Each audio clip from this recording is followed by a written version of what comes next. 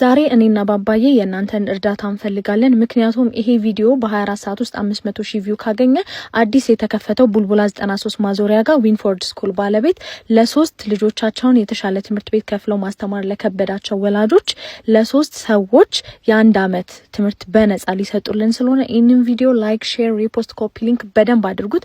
ከዛ የእነሱን ቲክቶክ አካውንት ደግሞ ከታች ሜንሽን አደርጋለሁ። እሱንም ፎሎ አድርጉት። ለሶስት ሰዎች የትምህርት እድል እንሰጣለን ማለት ነው። ዊንፎርድ ስኩል በ2019 የሚጀመር አዲስ ትምህርት ቤት ሲሆን ከፕሪኬጂ ጀምሮ ነው የሚያስተምሩት። ለስፔሻል ኒድ ተማሪዎችም የራሳቸው ነርስ ተቀጥሮላቸው ክላስ ይሰጧቸዋል፣ ቴራፒም ይሰጧቸዋል። ይሄ እዚህ ጋር የምታዩት ክፍል ለልጆች ፍሪጅም ማሞቂያም አለ። ስናካቸው ምግባቸውም ተሙቆ ነው የሚሰጣቸው። ኢንተርናሽናል ትምህርት ቤት ውስጥ ለረጅም ጊዜ ማስተማር ልምድ ያላቸው መምህራኖች ናቸው እዛ ያሉት። በዛ ላይ ደግሞ በአዲስ አበባ ከተማ አስተዳደር የትምህርት ስልጠናና ጥራት ቁጥጥር ባለስልጣን 91.09 ነጥብ የተሰጠው ትምህርት ቤት ነው። እዚህ ጋር ማሳያችሁ ፈርስት ኤድ ሩማቸው ነው። ሁሉም ነገር አዲስና በጣም ኒት ሁሉንም ነገር ያሟላ ነው። ለልጆቻችሁ ሴፍ የሆነ ቦታ ነው። መጸዳጫ ቤታቸው በጣም ነው የሚያምረው። ክፍሎቻቸው በጣም ነው የሚያምሩት። ወንበሮቹ፣ ሁሉም ነገር ለተማሪዎች ምቹ ነው። አሁን ላይ ደግሞ ሰመር ካምፕ አዘጋጅተዋል። የተለያዩ አክቲቪቲዎችን የሚያገኙበት ሰመር ካምፕ ስለተዘጋጀ ቡልቡላ አካባቢ ያላችሁ ሰዎች ሃይሊ ሪኮመንድድ።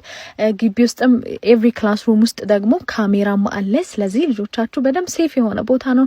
ንጹህ ነው። በጣም ሁሉ ነገር ምቹ ነው። መጸዳጃ ቤታቸውን እኔ እንዴት እንደወደድኩት። በዛ ላይ ደግሞ ከመሰረታዊ ትምህርትም ጭማሪ ኤክስትራ ካሪኩለምን የሚሰጣሉ። ፍሬንች ክላስንም ጨምሮ አርት ሩማቸውን በጣም ጽድት ያለ ነው። ልጆች የተለያዩ አክቲቪቲዎችን እንዲያደርጉ ይረዳቸዋል። ስለዚህ ቡልቡላ አካባቢ ጥሩ ትምህርት ቤት የተቸገራችሁ ሰዎች ዊንፎርድ ስኩልን ቼክ አድርጓቸው። በዛ ላይ ደግሞ በእነሱ ቲክቶክ አካውንት ኔክስት ቪዲዮ ፖስት ስለማድረግ 3 ጊቫዌይ የምንሰጣቸውን ሰዎች እዛ ላይ እንመርጣለን ማለት ነው። ቲክቶክ አካውንታቸውን ከስር ሜንሽን አደርጋለሁ። ፎሎ እያደረጋችሁ ጠብቁ። ይህንን ቪዲዮ ሪፖስት አድርጉት። ባይ